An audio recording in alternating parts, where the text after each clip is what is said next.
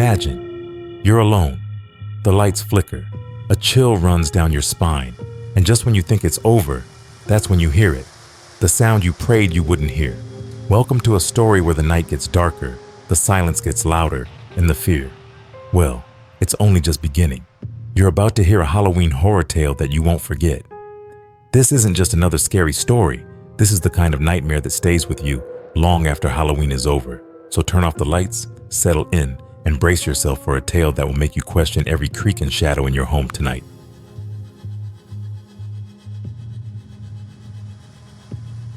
Our story begins in a small forgotten town called Black Hollow, nestled in the heart of the Appalachian Mountains, a place where Halloween wasn't just a night for costumes and candy.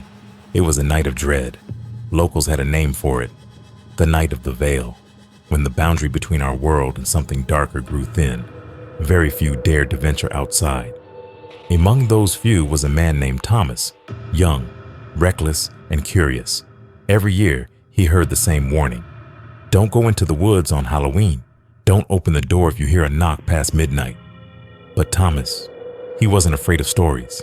He scoffed at the old town legends until one fateful night when his disbelief became a fatal mistake. It was Halloween night. The wind howled outside as Thomas sat by the fire, the warmth comforting him. But then came the first knock, just as the clock struck midnight. 3 slow knocks, so faint he almost didn't hear them. At first he ignored it. Just the wind, he muttered, but then came the second knock, louder this time. The door rattled in its frame as if something or someone was standing right outside, waiting. Against his better judgment, Thomas stood up, the fire's glow flickering in the dim room. He approached the door, hand trembling. The third knock echoed louder, and then silence. He peered through the peephole but saw nothing but darkness. A cold, creeping dread began to settle in his gut. But when he opened the door, nothing. No one was there, just the trees swaying in the wind. Thomas laughed nervously, closing the door behind him, trying to shake off the unease creeping over him. But the knocks, they weren't done. As the night wore on, the knocks grew more frequent. 3 knocks, then silence, then again. It felt like whatever was outside was getting closer. But every time he looked, the woods were empty. The hours dragged on, and then at 2:33 a.m., the final knock came. This time it was different. It wasn't on the door, it was on the window, right behind him. Thomas's heart stopped. He turned slowly, his eyes darting to the window, and there, in the reflection of the glass, was a figure, a shadowy, featureless shape, standing just inches from him, separated only by a thin pane of glass, its hand still pressed against the window. Panicking, he backed away, knocking over the furniture, his breath coming in short gasps. He locked the door, the windows, every possible entrance, but deep down he knew it wasn't enough. This thing, this presence, wasn't just outside anymore. It was in the house with him, watching, waiting. And then the whispers began, faint at first, then louder, filling the room. Thomas pressed his hands to his ears, trying to block them out. But the voice, it wasn't outside anymore. No matter where he ran in the house, the voice followed him.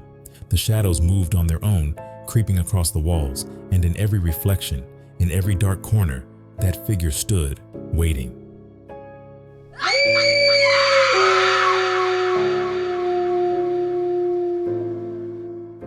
By morning, the house was silent again, but Thomas was never seen alive. The cabin was found abandoned, the door wide open. Inside, nothing seemed out of place, except for one thing. On the walls of the cabin, scrawled in blood-red letters, were the words, "You invited me in." To this day, no one in Black Hollow dares to open their door on Halloween night. They say Thomas's spirit still roams the woods, looking for the one who knocked at his door. And if you ever hear that faint tapping on your window at midnight, you might want to think twice before opening it.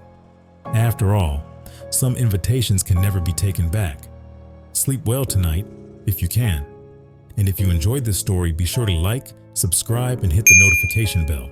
After all, there are more tales like this lurking in the shadows, just waiting to be told.